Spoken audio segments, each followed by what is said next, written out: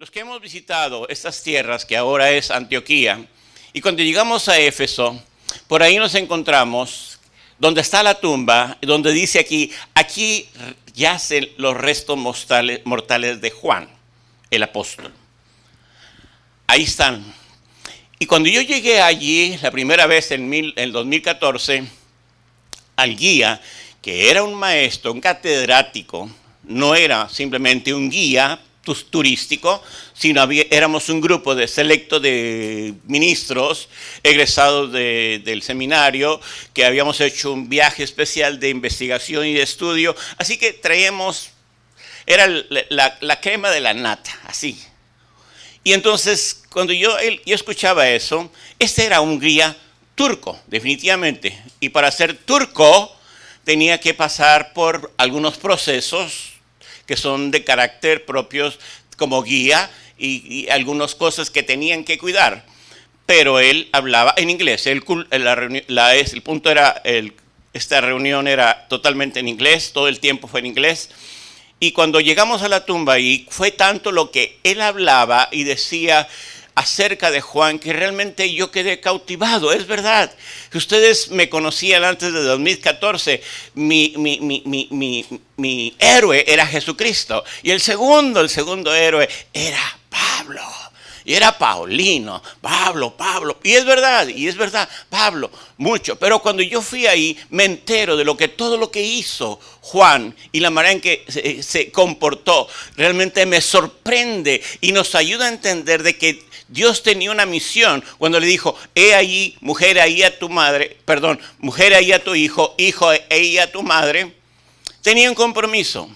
Entonces, cuando yo veo la tumba donde dice aquí yacen los restos mortales de Juan, yo le digo al guía y le pregunto, le dije, bueno, si usted me dice, ya ha estado diciendo en los últimos 4 o 5 días, nos ha dicho que el trabajo de Juan, que lo que sucedió acá, que lo que sucedió allá, dijo, lo más probable, que aquí está Juan y la tumba de María está a un lado. Le dice, no. Dijo, no hay una tumba. No, ¿cómo no hay una tumba?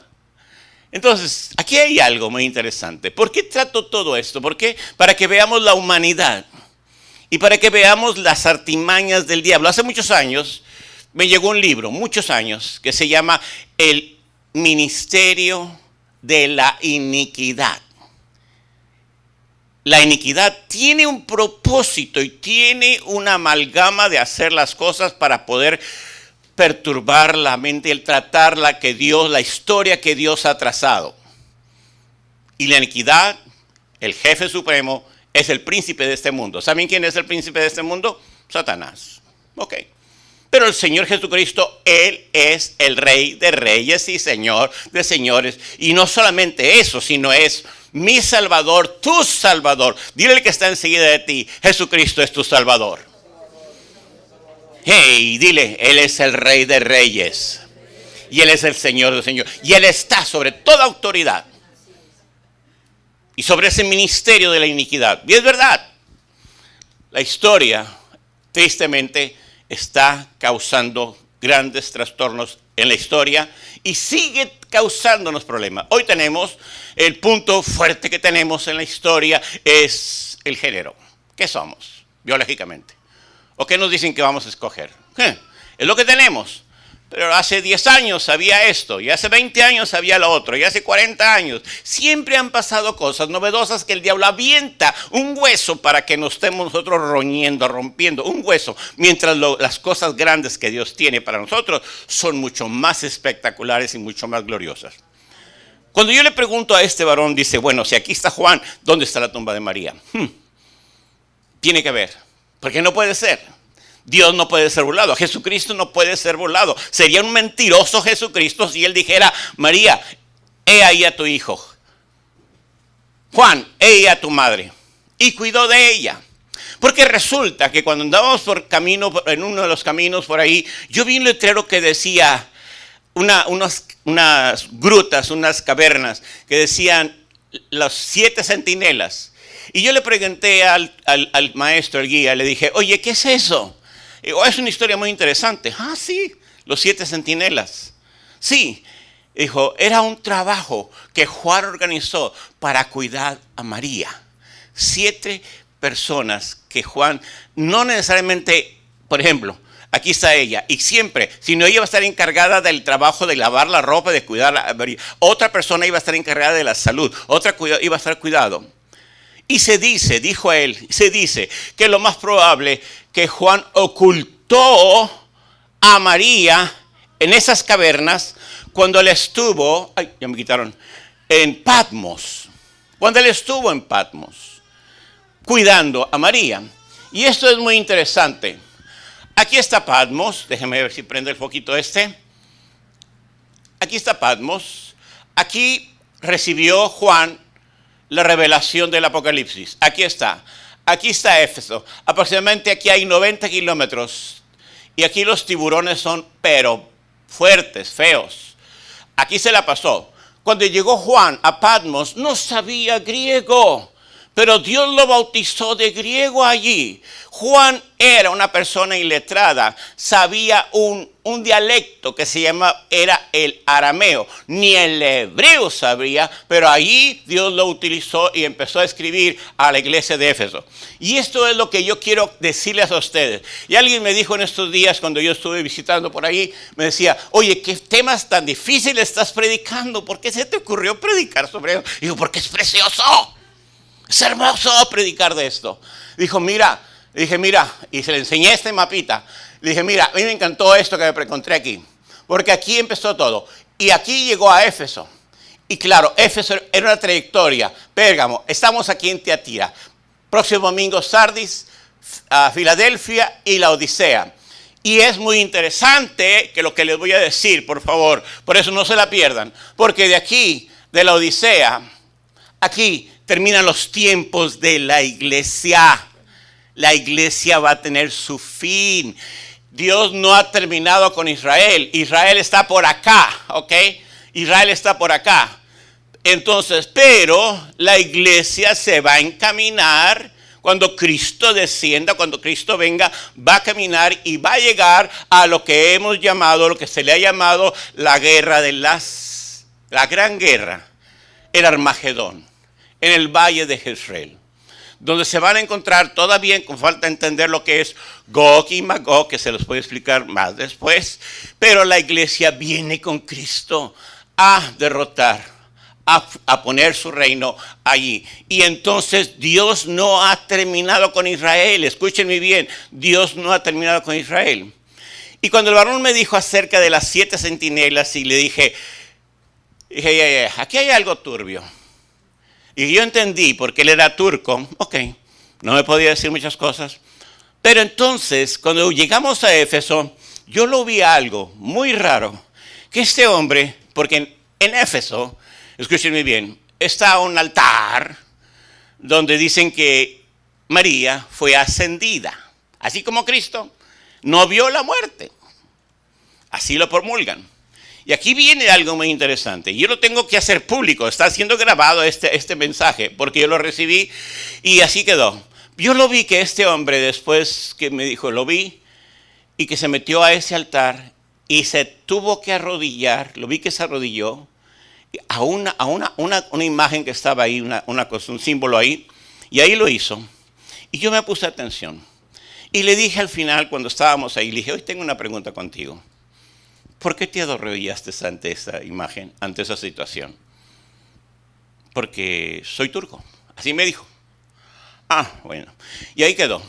Dije, yo estoy seguro que la tumba de María está enseguida de la de Juan. Porque el cumplimiento de los tiempos, la obligación que tenía Juan es cuidar a esa mujer. Y lo más probable es que él dicho, cuando yo me muera me la entierran aquí. O ya enterré a María, ahora sigo yo. 105 años vivió Juan. 105 años vivió. Y es muy interesante, cuando estábamos en otro lugar, de hecho, era en la Odisea cuando estábamos, yo estaba meditando, yo estaba ahí al bajo, y yo veo que él viene conmigo. Dijo, mira pastor, te voy a platicar algo, y te voy a decir algo. Te lo tengo que decir, dice, porque he visto mucha insistencia en ti, mucha insistencia. Pero si tú me quieres acusar de que yo te dije, ese es un mentiroso pastor. Ese pastor viene de Estados Unidos, es un mentiroso. Pero yo te voy a decir algo. En 1958, el Vaticano y el gobierno turco hicieron un acuerdo de no decir dónde estaba la tumba de María. ¿Por qué? ¿Por qué?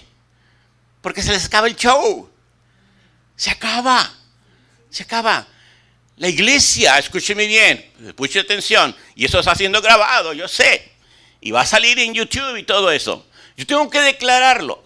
Hay dos grandes falacias, dos piedras fuertes de mentira donde la Iglesia Católica Apostólica Romana se ha establecido. Número uno, que María es la madre de Dios. Usted que era católico rezaba y decía, Santa María, madre de Dios. Y eso se ha quedado. Y no solamente eso, sino que es inmaculada, que no tuvo pecado y que fue ascendida a los cielos. Así dice el credo de católico. Pero la otra falacia más fuerte y poderosa es que dicen que Pedro es el primer papa. Y realmente no hay tal cosa. El papado apareció en el año 300. Ya los huesos de pobre Pedro ya estaban totalmente desintegrados. Pero dicen que ahí fue. Esas dos mentiras fueron establecidas donde la iglesia ha mantenido. Entonces, si la iglesia declara que hay una tumba de María, se les viene todo para abajo. Y es interesante esto. ¿Por qué? Porque él me dijo esto. Y le dije, bueno, ¿y tú por qué fuiste a hacer esto? Mira, hay unas cámaras ahí. Yo como guía, yo como turco, tengo que me tomen video allí. Porque si no me van a reclamar. Y me van a quitar mi licencia de guía. ¡Oh, wow! Y yo pensé que más se pasaba en nuestros países latinoamericanos. O que la influencia política. Dijo, no te preocupes. Hemos mantenido una amistad tan gloriosa desde ese tiempo. Y ha sido tan hermoso. Lástima que él no hace el programa en español. Pero es un hombre muy letrado, muy fuerte. ¿Qué quiero decirle con esto? Que Dios tenía un propósito de enseñarnos en esto. Y la iglesia de Tiatira es un mensaje muy especial.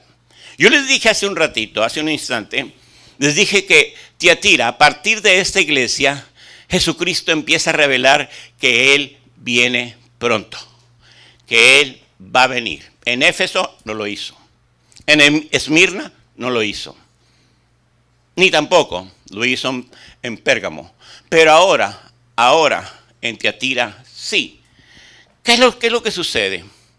Recuerdan, les comento, y esto es bien difícil para que a veces puedan entender, pero estas iglesias eran realmente iglesias establecidas. Escúcheme bien, no estoy diciendo de templos. En ninguna de estas iglesias hubo un templo hasta después del año 300. Pero la iglesia estaba ahí. ¿Dónde se reunían? En casas, en catacumbas, allí. La persecución no era fácil. No tenían la manera de tener un lugar como esto. No.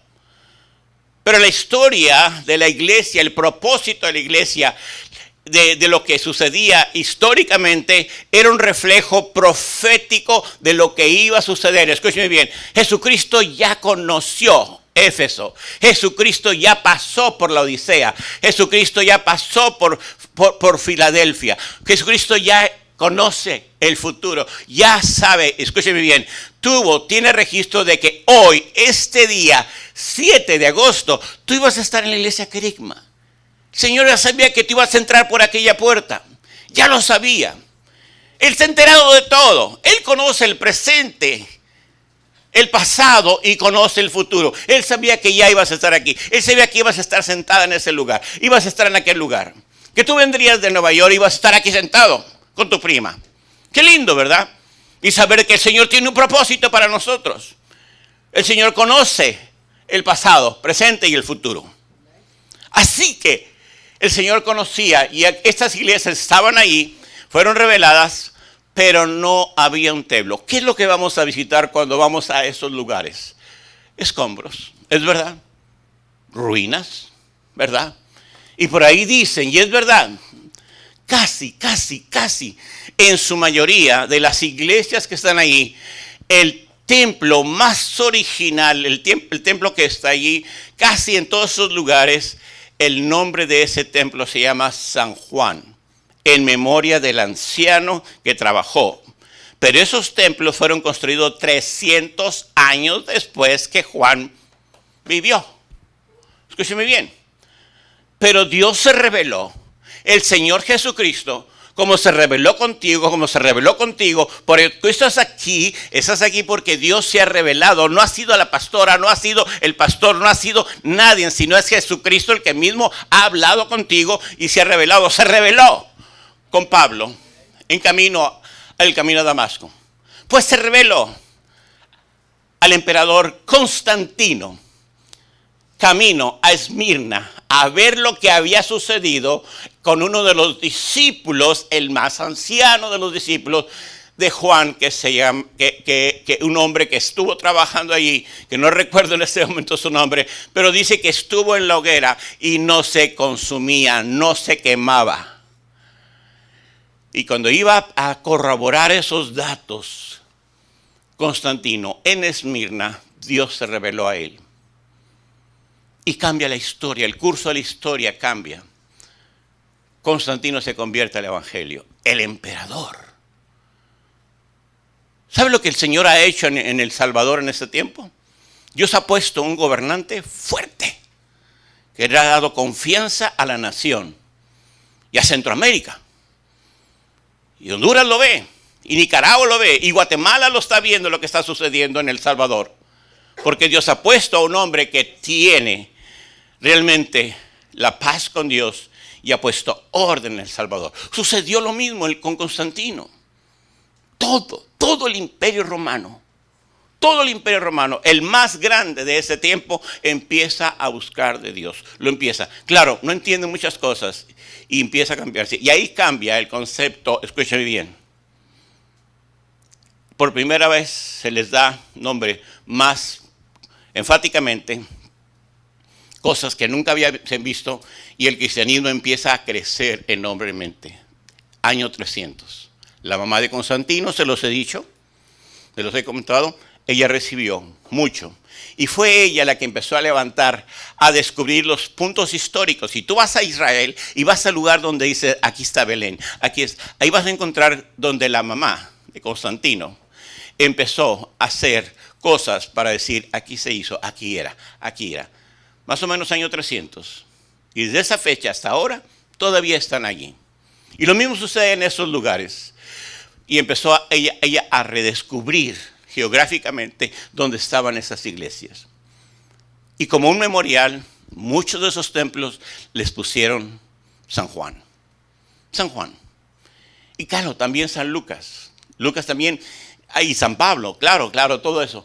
Pero no fueron solamente 7 iglesias, sino alrededor de todas esas iglesias hay muchas iglesias. Pero Dios tenía un plan histórico inmediatamente allí, pero profético.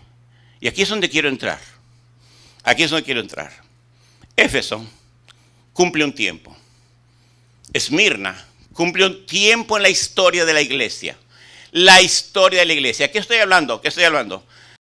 Lo que sucede es que la iglesia, desde Éfeso hasta la Odisea, cumple un propósito profético. Jesucristo dijo, escúcheme bien, que Él vendría por su pueblo. Él vendría por la iglesia. Y esto dejó de enseñanza para nosotros. Cuando esta persona me preguntó la antepasada, me dijo, oye, ¿por qué estás predicando sobre eso? Te vas a hacer bolas. Hombre, le dije, está precioso, me encanta mucho. Me gusta predicar. Lo que es realmente profético, lo que cala, lo que es histórico y profético. Y me dijo, pues ya lo escuché y me gusta cómo estás haciéndolo. Pues síguelo escuchando porque va a seguir continuar. Te saludo desde este momento. Y mira, qué interesante es. Tiatira, año 517, aproximadamente 518, aparece la época de Tiatira. Y el año 1517 termina la época. Y eso es lo que los historiadores han analizado. ¿Por qué estoy diciendo esto? Quizás mi hermana no entiende. Dice, ay, pastor, yo estoy chiquita, yo no sé nada de eso. Mi pastora me dice que yo me aprendo un versículo y ahora usted me está diciendo esas cosas que realmente, pues, ¿cómo, pastor? Pero ¿sabes una cosa? Él también está batallando. Esta vez está batallando. Mi hermana también está batallando. Pero el Espíritu Santo nos está administrando, nos está dando. Y no importa tu edad que tengas en el Señor habla a tu vida. Habla a tu vida. Los historiadores, así hay historiadores, hay libros, hay compendios enteros de la historia del cristianismo, desde que Cristo vino hasta los últimos tiempos. Y han enmarcado la historia de Tiatira en el año 500 al año 1578, por ahí, aproximadamente. ¿Qué significa eso? Si ustedes ven el versículo, los versículos que acabamos de leer, es muy interesante. Dice así: escriba el ángel a la iglesia de Tiatira. ¿Qué es esto? Al período de la iglesia empezó allá, cuando el Señor Jesucristo le dijo, ¿quién dicen los hombres que es el Hijo del Hombre? No, pues unos dicen que tú eres Juan, otros que eres Elías, otros que eres esto y aquello. Dice, ¿y tú, ustedes quién dice? Tú eres el Hijo de Dios, el Hijo del Dios viviente. Y el Señor le dijo a Pedro, no te le reveló carne ni sangre, sino mi Padre que está en los cielos. Y es interesante que le dijo, y las puertas del infierno no van a prevalecer contra ella. Ahí nace la palabra, la iglesia, ahí nace. Y fuertemente en el libro de los Hechos. Pero ¿qué sucede? A la iglesia, al ángel, al que cuidó Tiatira, esto dice el Hijo de Dios. Y dice así el versículo que sigue, conozco tus obras, escúchame bien, tu amor, tu fe, servicio. Y aquí hay algo muy fuerte, perseverancia. Perseverancia. Escúcheme bien, esos años, del año 538 al año 1517 y 18 por ahí, son 1000 años, hermanos, 1000 años. La iglesia no tuvo la ventaja que tú tenías y nosotros tenemos de estar en un lugar con aire acondicionado, con todo eso, todos los privilegios. Vivió oscuramente. Fuertemente. La época más fuerte, más difícil de la iglesia. Se ocultaban para reunirse. No podían. Los mataban. Pero sucede algo muy interesante. Dice la palabra que conozco tu amor, tu fe. Y es muy interesante lo que dice aquí. Me encanta. Tu servicio. Y lo que otra cosa que dice, y tu perseverancia. Aquí porque no encontramos el par de zapatos que queríamos para este domingo, ya no quiero venir a la iglesia. Somos tan chiflados. Dice, además, sé que tus últimas obras, escúchame bien, 538, dice, son más abundantes, tus últimas obras son más abundantes de las que las primeras. Hermano, los primeros trabajos de la iglesia, de esa época de la iglesia, fue muy difícil. Muy difícil. Pero las últimas es algo sorprendente. ¿Saben que Islam existe? ¿Saben que los maometanos existen? ¿Y saben que es el azote que Israel tiene? Que tiene a sus propios enemigos viviendo con ellos en Israel. Y que alrededor, Irak, Irán, aún Egipto, Líbano y todos los países que están alrededor, Siria, incluyendo a Siria, Jordania, son Islam. Y son enemigos de Israel. Pero nacen en esta época, de Tiatira, nacen allí. Y se han mantenido con poder fuerte, hostigando al pueblo judío. Y también, ahora, por ende, a muchos que parece son de las raíces judaicas y son los cristianos ahora. Ahí nace. Y aquí viene algo muy interesante. Me encanta, por eso me encanta. Me apasiono con lo que, como dijo mi esposa, me apasiono. Me apasiono con esto, porque ahí se establece, dice la palabra de Dios en este versículo, dice, conozco tus obras, tu fe y amor y servicio y perseverancia, además que tus últimas obras son más abundantes que las primeras. Sin embargo, tengo contra ti que toleras a Jezabel. Ay, ay, ay. ¿Qué es eso? ¿Qué es eso? Ay, ay, ay. Empieza a aparecer algo muy importante, una doctrina muy fuerte. Se empieza a amalgamar la historia de lo que es la jerarquía judaico-romana. Y empiezan a aparecer los papados. Empieza a aparecer el gobierno papal. Fuerte. Primero eran los señores feudales, los dueños de las haciendas. Después ellos fueron los papas. Y los papas dominaron el mundo hasta el año 1500. Escúchenme bien. Pongan atención, esto es historia. Yo sé que les va a gustar después. Lo van a entender. ¿Qué sucede? Que en ese tiempo, claro, sabían que ya tenían poder y tenían un conocimiento un poquito de las cosas, historias del Antiguo Testamento, del Nuevo Testamento, y quisieron proteger a las tierras, a lugares santos, donde Jesucristo nació, donde nació Abraham y todo eso. Y mandaban, y se levantó una guerra que se llama la Guerra de los Cruzados, the Crusades. A ver, los que llevaron historia, Crusades, High School, Middle School, los guerreros cruzados, historia universal. ¿Qué es eso? Pues decía el hermano. Estaba dormido, pastor. La guerra de los cruzados. Y esa guerra fue la lucha de Roma contra, de sacar, de destrozar, de destruir, de sacar a Islam. Y desde ese tiempo hasta 1490 y pico no pudieron. Islam creció, dominó completamente. Nunca pusieron, no quitaron, sino simplemente en 1948 Dios hace un movimiento tan fuerte y tan brusco y tan solemne que simplemente le dice a Israel, vayan y tomen su lugar. Pero ahí están los palestinos, tomen su lugar. Mayo de 1948, Israel regresa.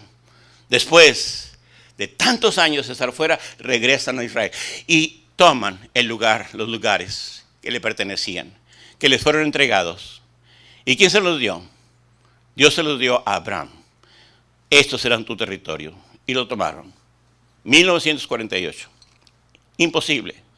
Es como dijeran algunas personas, nosotros los mexicanos, este lugar donde estamos, este era México, pastor, este era México, hasta allá, hasta San Jacinto, hasta allá era México. Estos son lugares nos pertenecen ahora.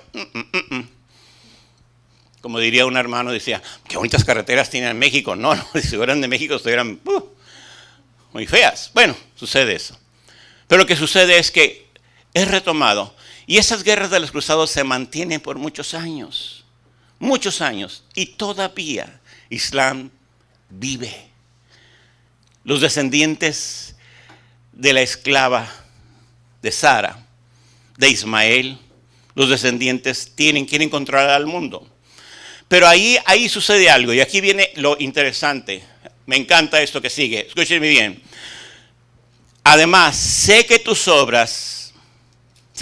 últimas obras son más abundantes que las primeras. Escúcheme bien.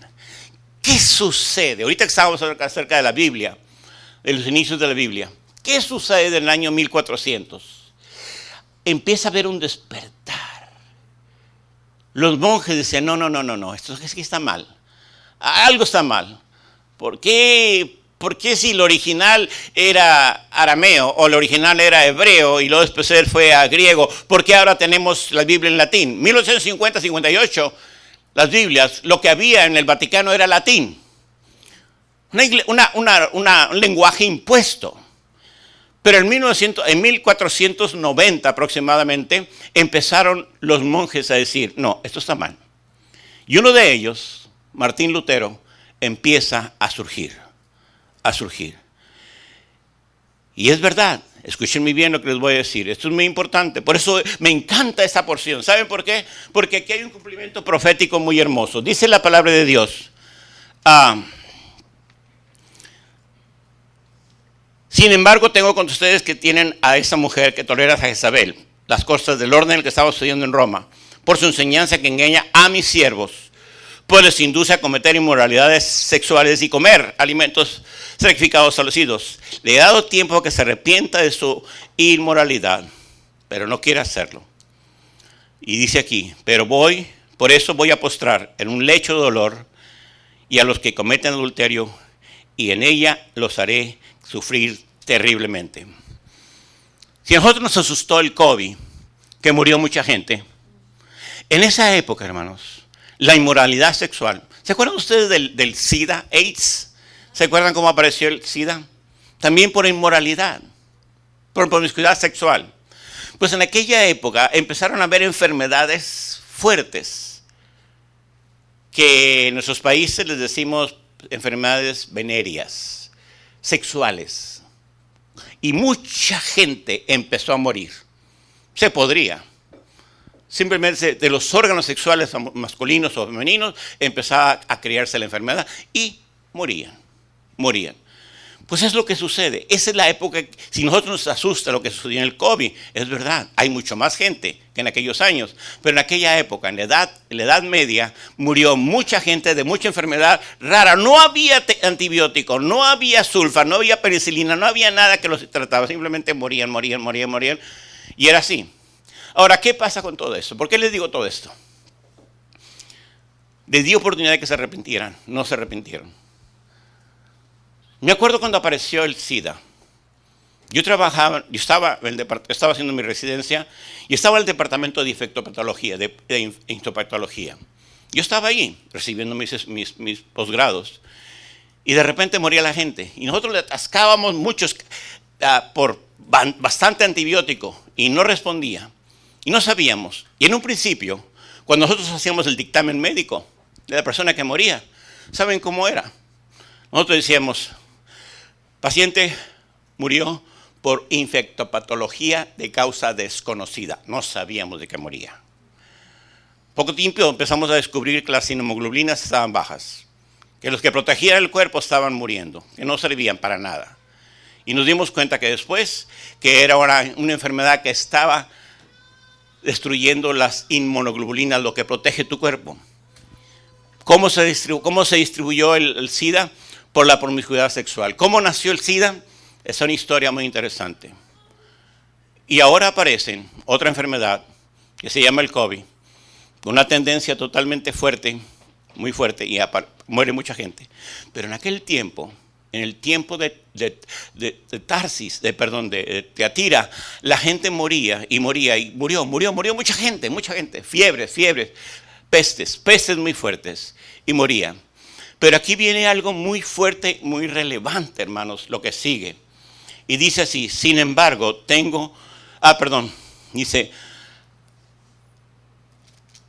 dice el versículo, ahora al resto de los que están en Teatira, es decir, a ustedes que no siguen esa enseñanza, ni han aprendido de los que se llaman profundidades secretas de Satanás, les digo que ya no les impondré una carga más fuerte. Escúchenme bien, año 500, años 1500, 1000 años, la iglesia sufrió lo que no se imaginan, pero al último empieza a ver algo muy bonito. ¿Qué sucede? ¿Qué creen que sucede? Aparece lo que es el protestantismo. Martín Lutero empieza a predicar, empieza a desarrollar, empieza a traducir la Biblia del latín al alemán, y luego el rey Santiago de Inglaterra la toma y le dice, tradúzcame en inglés, y del inglés lo agarran unos sacerdotes españoles, Casiodoro y Reina, y lo traducen al español, y se empieza a abrir el mundo, la Biblia al mundo, y empieza a cambiar la fisonomía del mundo. ¿Qué sucede en esa época? Fue el principio de las misiones modernas. Aquí viene algo muy fuerte. Y voy a terminar con eso. El Señor Jesucristo dijo que el Evangelio se iba a predicar a todo el mundo. Todo el mundo estaba cautivado. Pero en Europa Alta, en Alemania, empezó a resplenderse. Se tradujo del latín al alemán, del alemán al inglés, del inglés al español. Y ahorita la Biblia está traducida en más de 1200 idiomas y dialectos en todo el mundo. ¿Saben lo que significa eso? Que mis hermanos que no leen español, que leen garífuna, están leyendo su Biblia. Que los hermanos que no leen español pero solamente saben el maya quiché, lo están entendiendo en maya quiché. Hay traducciones de ello. ¿Sabe lo que significa? Que el Señor estaba cumpliendo su propósito, le estaba diciendo al mundo, a la iglesia, a los discípulos, a los 12 que estaban allí. ¿Cuándo sucederá todas estas cosas? No va a suceder sino hasta cuando el evangelio sea predicado por todo el mundo. Y aquí viene el principio del desarrollo de lo que sucedió en el mundo y está sucediendo actualmente. Se dice que hay como 4 o 5 países que no han aceptado el evangelio por ninguna manera y están luchando.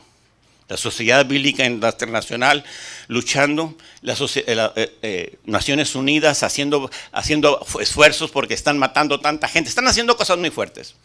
Pero es el cumplimiento de los tiempos. Aquí en Tiatira, el Señor estaba diciendo, me manifestaré. Tus obras, lo que tú sufriste en un principio, fue grande, pero las cosas que van a suceder al final de esta época van a ser mejores. Va a ser el precedente de algo glorioso y excelente. Así nos llegó el evangelio a nosotros. ¿Cómo nos llegó el evangelio? No nos llegó en español. No lo teníamos. Yo no sé cuántos de ustedes tienen abuelos, o quizás la hermana Polonia, y quizás otra persona por aquí me puede decir. Yo me acuerdo cuando yo iba a la iglesia católica, puros rezos en latín. Puros rezos en latín. ¿Se acuerdan de esos tiempos? Y no sabían lo que decían. Y era toda la liturgia era en latín. Y es muy interesante que el Señor empezó a abrir. Y es en Tiatira, hermanos, es en este tiempo de la historia de la iglesia que Dios dice, eso sí, retengan con firmeza los que ya tienen, hasta que yo venga. Fue el principio, allá. Sufrieron mucho.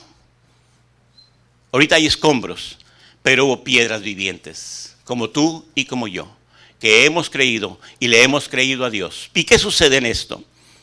Y dice así, muy interesante, al que salga vencedor y cumpla mi voluntad hasta el fin. Fíjate, aquí lo que dice es algo poderoso, aquí es algo lo que sigue. Le daré autoridad sobre las naciones. Por eso Venezuela tiene a Cristo, por eso Cuba tiene a Cristo, por eso Nicaragua tiene a Cristo, por eso Guatemala tiene a Cristo, por eso México tiene a Cristo, por eso estamos como estamos creciendo para la gloria de Dios, porque nos ha dado autoridad. Autoridad para ir a las naciones y decirles que Cristo les ama. El evangelio está creciendo. Y aquí en Tiatira, el Señor emite proféticamente lo que iba a suceder. Y estamos proyectados en el siglo XXI y la iglesia sigue creciendo.